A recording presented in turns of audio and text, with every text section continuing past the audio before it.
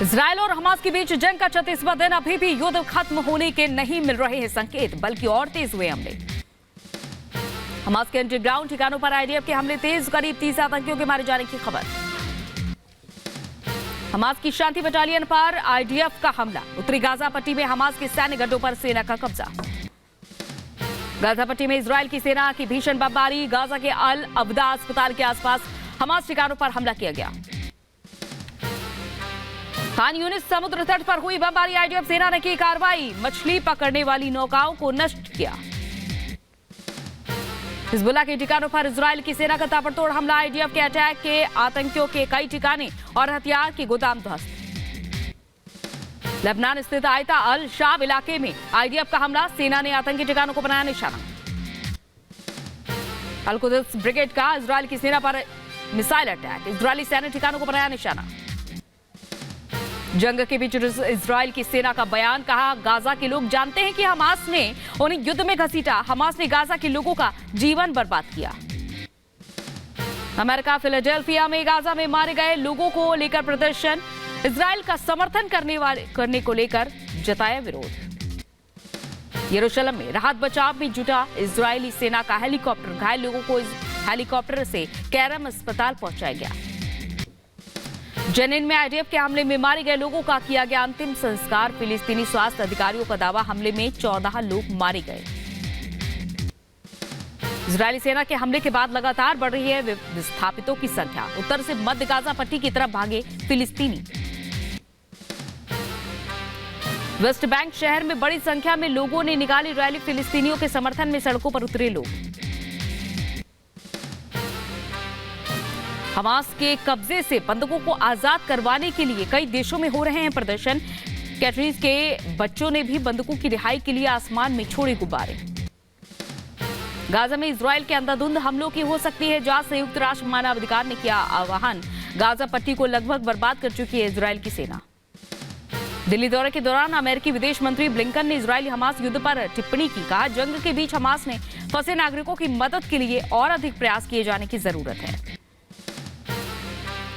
चीन ने विवादित दक्षिण चीन सागर में फिलीपींस के जहाजों के खिलाफ तटरक्षक की कार्रवाई का बचाव किया। चीनी विदेश मंत्री ने कार्रवाई को आवश्यक और कानून आधारित बताया। अस्पतालों पर बमबारी के बाद इजरायली सेना ने आसपास रहने वाले परिवारों से अपील की, जगह छोड़कर सुरक्षित स्थान पर जाने की कही बात, फिलिस्तीनियों से जगह छोड़ने की अपील की। गाजा में काफी अंदर तक घुसी इजरायल की सेना, काफी कुछ किया तबाह, बीते दिन अल शिफा अस्पताल पर की गई बमबारी। गाजा शहर के केंद्र में अस्पतालों को आईडीएफ ने घेरा, वहीं स्थानीय लोगों से जगह खाली करने का आह्वान किया। लगातार गाजा शहर के निवासी दक्षिण की ओर कर रहे हैं पलायन।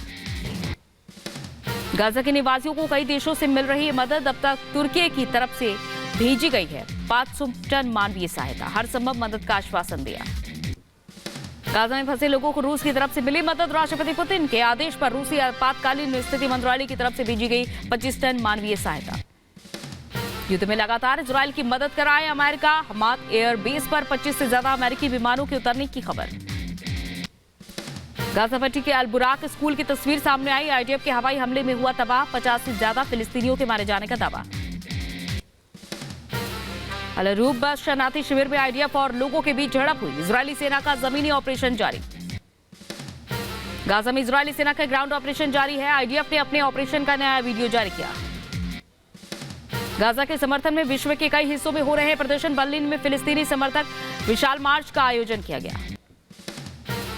गाजा में इंडोनेशियन हॉस्पिटल में बिजली सप्लाई पूरी तरह से ठप, दूरसंचार और पानी की व्यवस्था भी ठप। गाजा पर इजरायल सैन्य कार्रवाई जारी है, गाजा पर आईडीएफ ने एक साथ दागे कई रॉकेट, बमबारी से कई इलाकों में भड़की आग। इजरायल की फुटबॉल टीम की बस के पास हमास का हमला, खुद को बचाने के लिए बस से बाहर भागते हुए नजर आए खिलाड़ी। गाजा में पश्चिम शिफा परिसर के पास झड़प, ग्राउंड ऑपरेशन के दौरान लोगों के गुस्से का सामना कर रही इजरायल की सेना।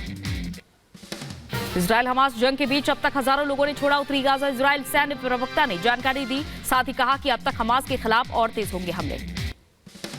इजरायल के प्रधानमंत्री बेंजामिन नेतन्याहू ने एशकेलोन अस्पताल में घायल सैनिकों से मुलाकात की। नेतन्याहू ने सुनी सेनाओं की बातें, आप बीती भी सुनाई। गाजा पर आईडीएफ की ताबड़तोड़ हमले जारी है, इजरायल की सेना ने गाजा पर गिराए सफेद फास्फोरस बम, आधे से ज्यादा गाजा तबाह। वेस्ट बैंक के बैतलहम में इजराइल की सेना और फिलिस्तीनियों के बीच हुई झड़प, मौके पर ही लोग घायल हुए।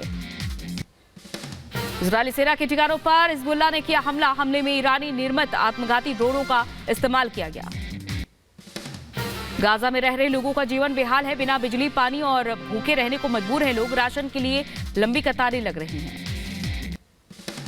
गाजा में अल शिफा अस्पताल के पास हिंसक झड़प। गाजा पट्टी में इजराइल की सेना का ग्राउंड ऑपरेशन जारी। गाजा में इंडोनेशियाई अस्पताल के पास इजरायली सेना का हमला। अटैक में बड़े नुकसान की खबर। वेस्ट बैंक की नबल्स में इजरायली सेना का सैन्य अभियान जारी। नबल्स के इजरायली सेना ने बढ़ाई तैनाती। इजराइल पर फिर आतंकियों ने एंटी टैंक मिसाइल से हमला किया। लेबनान की ओर से दागे गए मिसाइल। लेबनान से इजराइल के मनारा को बनाया गया निशाना। इजरायली सैनिकों की पोस्ट पर किया गया हमला। गाजा में हमास के हथियार फैक्ट्री का खुलासा। इजरायली सेना ने ग्राउंड ऑपरेशन के दौरान बरामद किए। रिपब्लिक भारत के कैमरे में दिखा हथियारों का जखीरा। जंग के बीच उत्तरी गाजा पर कब्जे के बाद सेंट्रल गाजा पर कब्जे की तैयारी। इजरायली सेना ने सेंट्रल गाजा को अगला लक्ष्य बनाया।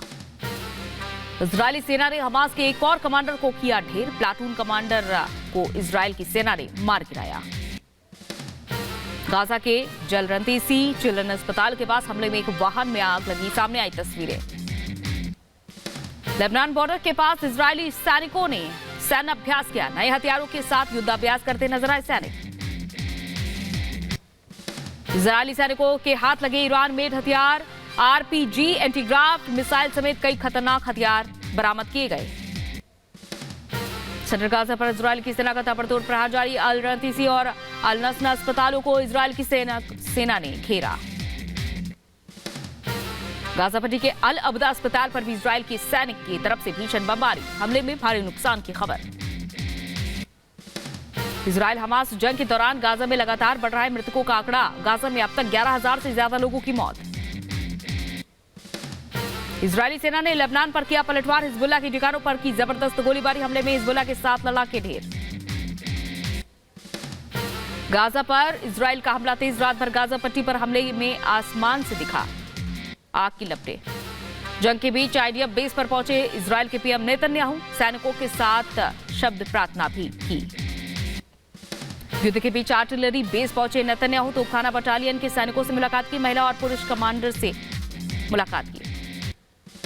पीएम मोदी ने ब्राजील के राष्ट्रपति लूलाली सिल्वा से फोन पर बातचीत की। पश्चिम एशिया के हालात पर चर्चा हुई। अगले महीने ब्राजील संभालेगा G20 की अध्यक्षता। 14 नवंबर से 4 दिन के दौरे पर अमेरिका जाएंगे चीन के राष्ट्रपति शी जिनपिंग। 15 नवंबर को जो बाइडेन से होगी मुलाकात। सैन फ्रांसिस्को में दोनों नेताओं के बीच बैठक होगी। तेलंगाना के सिकंदराबाद में आज प्रधानमंत्री नरेंद्र मोदी का कार्यक्रम। सार्वजनिक जनसभा को संबोधित करेंगे। चुनाव में पार्टी के लिए मांगेंगे समर्थन। मिशन मध्य प्रदेश के दौरे पर केंद्रीय गृह मंत्री अमित शाह। इंदौर और धार में जनसभा को संबोधित करेंगे शाह। बीजेपी के लिए मांगेंगे समर्थन। मध्य प्रदेश विधानसभा चुनाव के लिए जेपी नड्डा आज जारी करेंगे संकल्प पत्र। घोषणा पत्र को लेकर जनता से सुझाव मांगे गए थे। गराजुद्दीन ओवैसी का बीजेपी पर हमला। कहा सरकार सिर्फ ऐलान कर रही है, मूल जानकारी का अभाव। कांग्रेस में जारी है अंतर्कलह। असम युवा कांग्रेस के कार्यकारी अध्यक्ष परितोष रॉय ने इस्तीफा दिया। पार्टी पर लगाया परिवारवाद का आरोप। राजस्थान के दौसा में नाबालिग संग हुए दुष्कर्म पर बीजेपी नेता किरोड़ी लाल मीणा का बयान। किरोड़ी लाल ने मामले में सब इंस्पेक्टर पर आरोप लगाया। पुलिस अधिकारी के खिलाफ शहर भर में हो रहे प्रदर्शन। उसमें सब इंस्पेक्टर को गिरफ्तार कर लिया, उसको बर्खास्त करने की वो कह रहे हैं। बाकी की मांग माने तक मैं यहाँ पर धरने पर हूँ। मेरे लिए चुनाव बाद में है। एक दलित परिवार को सहायता दिलाना मेरी पहली प्राथमिकता है। नाबालिग संग हुए दुष्कर्म को लेकर बीजेपी नेता शहजाद पुनावाला भी सामने आए। शहजाद ने कानून व्यवस्था को लेकर राज्य सरकार पर निशाना साधा। आज रक्षक ही भक्षक बन चुके हैं राजस्थान में और बनेंगे ही, क्योंकि वो पुरानी कहावत है, जब सैया भय कोतवाल तो अब डर काहेगा। बीएस येदियुरप्पा के बेटे को कर्नाटक में बीजेपी ने दी बड़ी जिम्मेदारी। बीवाई विजेंद्र बनाए गए कर्नाटक बीजेपी के नए अध्यक्ष। आचार्य प्रमोद कृष्णम के बयान पर असम के सीएम हिमंता बिस्वा शर्मा ने भी कांग्रेस पर साधा निशाना। कहा कांग्रेस को प्रभु श्री राम से एलर्जी है। कृष्णम के बयान पर बीजेपी नेता आरपी सिंह ने भी राहुल गांधी पर बोला हमला। कहा राहुल राम को काल्पनिक मानते और चुनाव के दौरान मंदिर जाने वाले हिंदू बन जाते हैं। हिंदू महासभा के अध्यक्ष सौमित्र त्रिपाठी ने भी कांग्रेस पर बोला हमला। कहा कांग्रेस ने तेलंगाना विधानसभा चुनाव के लिए अल्पसंख्यक घोषणा जारी की है और कांग्रेस श्रीलंका की तरह भगवान राम को मानती है काल्पनिक। रामलला मंदिर के मुख्य पुजारी सत्येंद्र दास का बयान। कहा आचार्य ने एक नेता कैसा हो यही सुझाव दिया। वो जो कहते हैं कांग्रेस हित में है, हिंदुत्व का सिद्धांत छोड़कर चलने वाले को नहीं मिलेगी सफलता। बीजेपी नेता सुधांशु त्रिवेदी का कांग्रेस पर हमला। कहा हिंदू धर्म के नाश के लिए कांग्रेस संकल्पित, जिसे राम प्रिय ना हो उसे छोड़ देना चाहिए। देश की जनता कांग्रेस को जवाब देगी। प्रमोद कृष्णम के बयान पर छिड़े घमासान पर आचार्य कृष्णम ने कहा कि सच बोलने का नाम पार्टी बदलना नहीं है। सोशल मीडिया पर पोस्ट कर रखी अपनी बात। सपा नेता आजम खान के खिलाफ प्रशासन ने बड़ी कार्रवाई की। आजम खान का कार्यालय सील किया गया। निशिकांत दुबे ने फिर महुआ मोइत्रा पर साधा निशाना। का एक ही समय पर कई जगहों पर क्रेडेंशियल का इस्तेमाल चौंकाने वाला है। जीतन राम मांझी ने विशेष सुरक्षा की रखी मांग। कहा मुझे विशेष सुरक्षा प्रदान की जाए। नीतीश सरकार पर फिर मांझी ने बोला हमला। कहा यह सरकार महिलाओं के खिलाफ है। बिहार सरकार को स्थिति पर स्पष्टीकरण देना चाहिए। तेलंगाना के वारंगल में केंद्रीय मंत्री अनुराग ठाकुर ने केसीआर पर बोला हमला। कहा उनका और उनके परिवार के लोगों का कई घोटालों में नाम आया है। कांग्रेस पर भी जमकर बरसे अनुराग ठाकुर। का हिमाचल और कर्नाटक में झूठ की गारंटी के साथ सत्ता में आई है कांग्रेस। एमपी के शाहजहांपुर में बीजेपी महासचिव कैलाश विजयवर्गीय ने रोड शो किया। बड़ी संख्या में जुटे समर्थक। यूपी के बहराइच में केंद्रीय मंत्री संजय निषाद ने नीतीश कुमार पर बोला हमला। कहा बिहार के सीएम अधर्मी है, जबकि इंडी गठबंधन के लोग एक दूसरे के खून के प्यासे। मनीष सिसोदिया को कोर्ट ने दी एक दिन पत्नी से मिलने की इजाजत। बीमार पत्नी से मिलने के लिए सिसोदिया ने 5 दिन मुलाकात की मांग रखी थी। पंजाब सरकार बनाम राज्यपाल मामले में सुप्रीम कोर्ट का दखल। सुप्रीम कोर्ट ने 19 और 20 जून को पंजाब विधानसभा के सत्र को संवैधानिक रूप से ठहराया वैध। रेप पार्टी मामले में एल्विश यादव को लेकर बड़ा खुलासा। आरोपी राहुल ने एल्विश यादव से मुलाकात की बात भी कबूली। पूछताछ में बताया नोएडा के एक स्टूडियो में लेकर आया था सांप। राहुल ने पूछताछ में एल्विश यादव से मुलाकात की बात भी कबूली। जल्द ही पुलिस और राहुल एल्विश का करवा सकती है आमना सामना। Big boss winner Elvish Yadav की बढ़ सकती है मुश्किल। रेप पार्टियों में सांप की जहर मामले में गिरफ्तार 5 आरोपियों की कस्टडी का आज दूसरा दिन। आज भी 5 से पूछताछ होगी। दिवाली के खास मौके पर रंगी बिरंगी रोशनी से जगमगाया अयोध्या। 21 लाख दियों के साथ इस बार मनाया जाएगा दीपोत्सव। दीपोत्सव की पूर्व संध्या पर अयोध्या ने शानदार साउंड एंड लेजर शो का ट्रायल किया। शानदार नजारे की मनमोहक तस्वीरें भी सामने आई।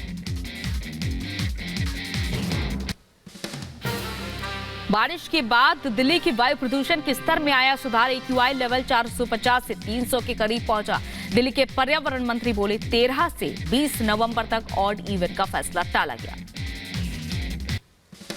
प्रदूषण में और सुधार लाने के लिए पराली जलाने पर सख्ती। दिल्ली में ड्रोन के जरिए रखी जा रही है नजर। पराली जलाने पर होगा कड़ा एक्शन। दिल्ली NCR में ग्रेड 4 के मद्देनजर होपुरा बॉर्डर पर ट्रकों को रोका गया। ड्रोन के जरिए ली गई तस्वीर में दिखी ट्रकों की लंबी कतार। दिवाली को लेकर दिल्ली में बड़ी सख्ती। गाजीपुर बॉर्डर से दिल्ली में आने वाले वाहनों की हो रही है चेकिंग। ट्रैफिक पुलिस सभी वाहनों पर रख रही है नजर। सूरत रेलवे स्टेशन पर उमड़ी हजारों लोगों की भीड़। दीपावली और छठ पूजा के लिए अपने अपने घर जा रहे हैं यात्री। भीड़ के चलते यात्रियों को करना पड़ रहा है परेशानियों का सामना। दिवाली के अवसर पर मुंबई में भी देखने को मिल रही है रौनक। सजी महानगरी की दुकानें, वहीं पटाखों की दुकानों के बाहर उमड़ी भीड़। यूपी के गोंडा में बच्चों ने निकाली जागरूकता रैली। लोगों को पर्यावरण के प्रति जागरूक किया। दिवाली में पटाखे इस्तेमाल नहीं करने की अपील है। यूपी के बुलंदशहर में पुलिस दबिश के दौरान 55 साल के शख्स की मौत। मृतक के परिजनों ने पुलिस पर गंभीर आरोप लगाए। पीड़ित परिवार की शिकायत पर जांच में जुटी थी जहांगीराबाद पुलिस। बुलंदशहर में दहेज मांगने एक शख्स को भारी पड़ा। दोषी पति को हुई 5 साल की कैद, साथ ही 14,000 रुपए का लगा जुर्माना। 4 साल पहले हुई थी FIR। यूपी के अम्बेडकर नगर में प्रशासन पर लगे गंभीर आरोप। अवैध पटाखे बेचने वाले कार्रवाई नहीं होने से लोग नाराज। कहा शिकायत के बावजूद प्रशासन नहीं लेता है सुध। यूपी की शामली में एंटी करप्शन टीम ने बड़ी कार्रवाई की। 50,000 की रिश्वत लेते नगर पालिका के लिपिक को गिरफ्तार किया। ठेकेदार से भुगतान के बदले मांग कर रहा था रिश्वत।